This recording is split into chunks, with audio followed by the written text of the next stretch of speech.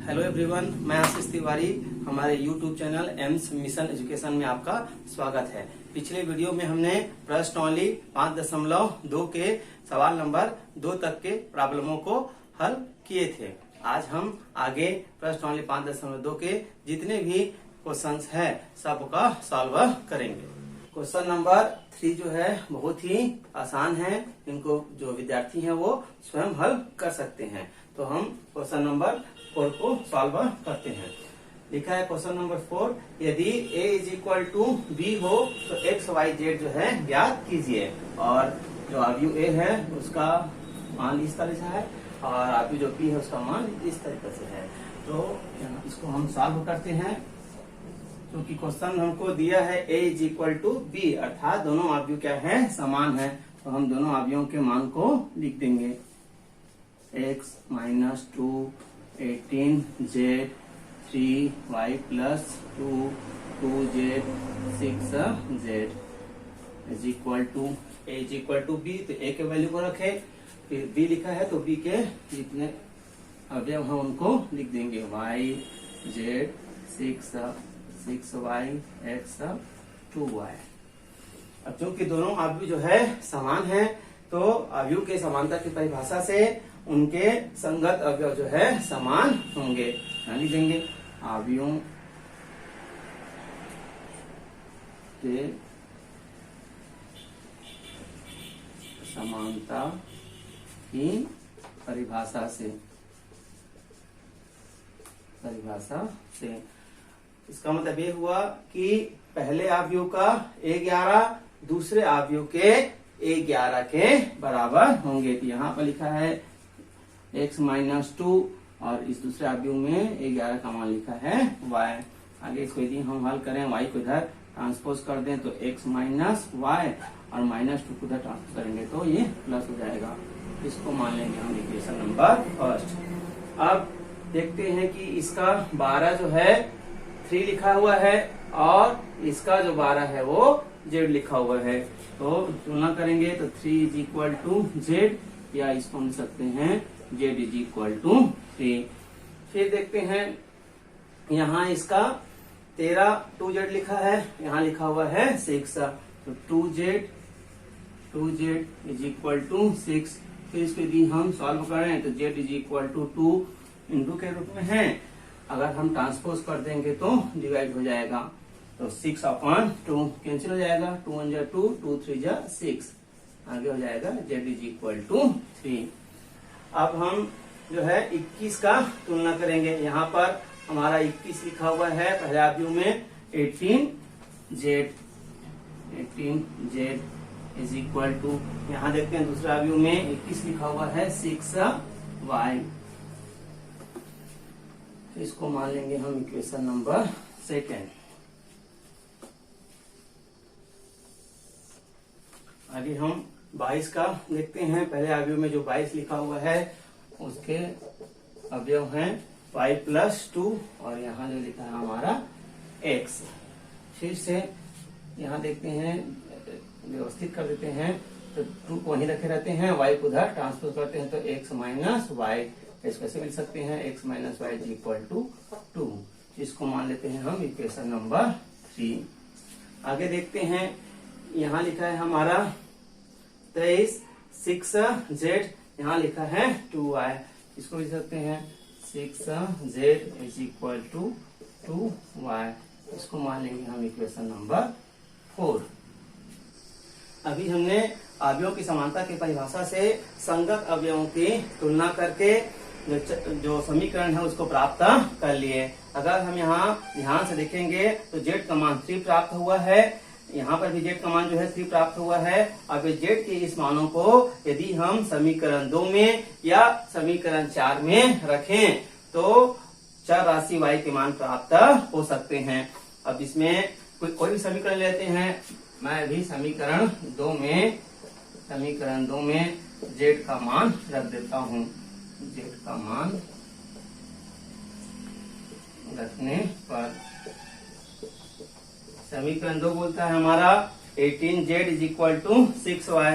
तो 18z का value हमको 3 प्राप्त हुआ है। तो तो हम ये लिख देंगे इज इक्वल टू 6y। अब 18 54 इज इक्वल टू 6y। अब 6 यहाँ पर इंटू के रूप में है, ट्रांसफर करेंगे तो डिवाइड हो जाएगा। अब ये 6 1 जा 6 6 9 जा 54। आगे हम देखेंगे तो y इज इक्वल टू हो जाएगा हमारा 9। अब इस y के मान को हम ध्यान से देखेंगे इक्वेशन नंबर 2 में या इक्वेशन नंबर 3 में रखें, y के मान को रखें तो हमको चर राशि x के मान जो है प्राप्त हो जाएंगे। समीकरण 1 में रख लेते हैं। समीकरण 1 में y का मान रखने पर y के मान को रख देते हैं समीकरण 1 में। समीकरण 1 लिखा है x माइनस वाई, तो x माइनस y का वैल्यू आया हमको यहाँ 9 इज इक्वल टू 2। आगे x is equal to minus sign है, ट्रांसपोज करेंगे तो प्लस 9 हो जाएगा। आगे x is equal to 2 plus 9 is equal to 11। इस प्रकार हमको तीनों जो चर राशि है x, y और z उसके मान प्राप्त हो गए।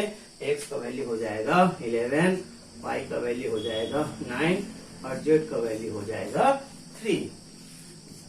एक्सरसाइज 5.2 के क्वेश्चन नंबर 5 और 6 क्वेश्चन नंबर 4 जैसे ही सॉल्व होंगे, तो विद्यार्थी इन दोनों सवालों को 5वां को और 6वां को अपने घर में अभ्यास करेंगे। आगे मैं क्वेश्चन नंबर 7 को सॉल्व करता हूँ। क्वेश्चन नंबर सॉल्व जो है ये लिखा है, यदि x minus Y 2x minus Y z omega is equal to -1 0 4 5 है, तब x प्लस वाई का मान जो है ज्ञात कीजिए। मतलब यहाँ पर हमारा दोनों अवयव जो है समान है, तो समान अवयवों की परिभाषा से हम संगत अवयवों पर तुलना करके x और y के मान प्राप्त करेंगे। फिर उन मानों को जोड़ करके हम x प्लस वाई का मान ज्ञात करेंगे। सॉल्व करते हैं। यहाँ लिखेंगे अवयवों की समानता की परिभाषा से, अवयवों की समानता की परिभाषा से संगत अवयवों का तुलना कर लेते हैं। मतलब पहले अवयव का 11 दूसरे अवयव के 11 के बराबर हो जाएगा। यहाँ पर पहले अवयव का जो 11 लिखा है x माइनस वाई लिखा है, यहाँ लिखा है -1। इसको मान लेते हैं हम इक्वेशन नंबर फर्स्ट। यहाँ देखते हैं पहले अवयव का a12 लिखा हुआ है z, यहाँ लिखा है 4, तो z इज इक्वल टू 4। आगे देखते हैं 21 से तुलना करते हैं। यहाँ 21 लिखा है हमारा 2x माइनस वाई, दूसरे अवयव का जो 21 का अवयव है वो जो है 0 है। इसको मान लेते हैं हम इक्वेशन नंबर 2। अब यहाँ लिखा है omega is equal to 5।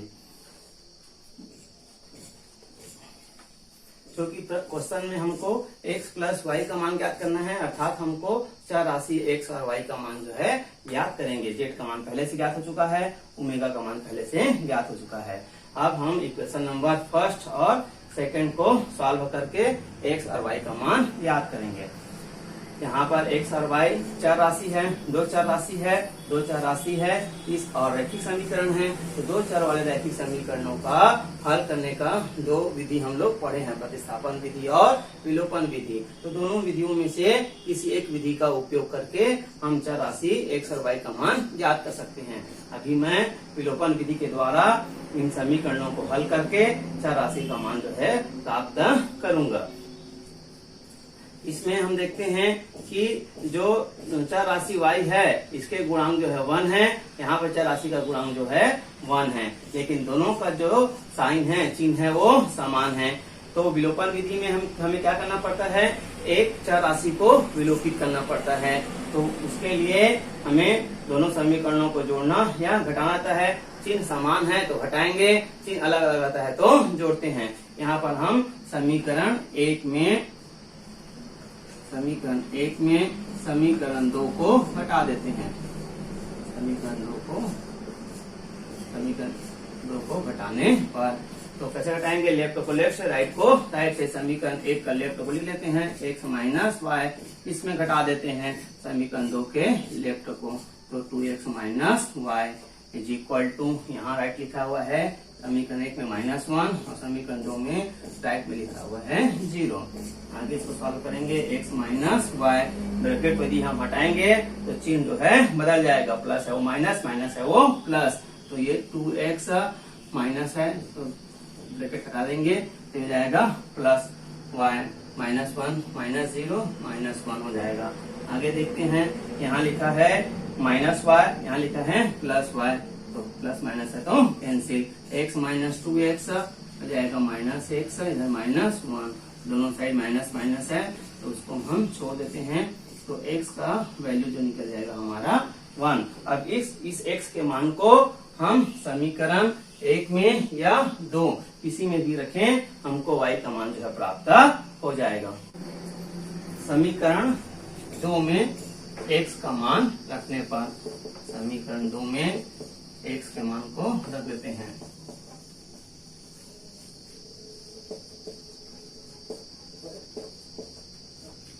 x का मान हमको प्राप्त हुआ है 1।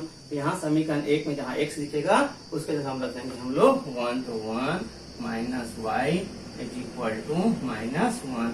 आगे ये +1 है, उधर ट्रांसपोज करेंगे तो ये हो जाएगा -1, माइनस इधर है, +1 उधर और छांतर करेंगे तो ये हो जाएगा -1। आगे minus Y is equal to -1 -2, आगे हो जाएगा ये y इज इक्वल टू 2, दोनों साइड जो माइनस है उसको छोड़ देंगे हम, क्या कटा सकते हैं। अब हमको दोनों चर राशि x और y के मान जो है प्राप्त हो गया, लेकिन क्वेश्चन लिखा है हमको x प्लस वाई का मान ज्ञात करना है, तो इसलिए x प्लस वाई, x का मान को रख देते हैं, x का मान जो लिखा है वो 1 प्राप्त हुआ है और y का मान जो है 2 प्राप्त हुआ है, तो उसको रख देते हैं, तो आगे हो जाएगा x प्लस वाई 1 + 2 3। यही हमारा दिए गए सवाल का हल है। प्रश्न वाली 5.2 का जो लास्ट सवाल था क्वेश्चन नंबर 8, वो क्वेश्चन नंबर 7 जैसा ही बनेगा, तो विद्यार्थी इसको घर में ही सॉल्व करेंगे।